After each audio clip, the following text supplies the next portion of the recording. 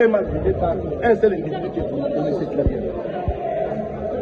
Azali na candidat naye alinga tsa président, awa na Kinshasa. Oyo Azali président na bureau provisoire. Pour pas combler bateau parce que hier le président Oyo Azali, ngoko besoin Azali qui ministre des transports, budget et tout. Ba yeb makambasali pour la koboma vivre Kinshasa. Nazolo bango awa nazala kati assemblée, o makambasali na kati assemblée sur l'assemblée.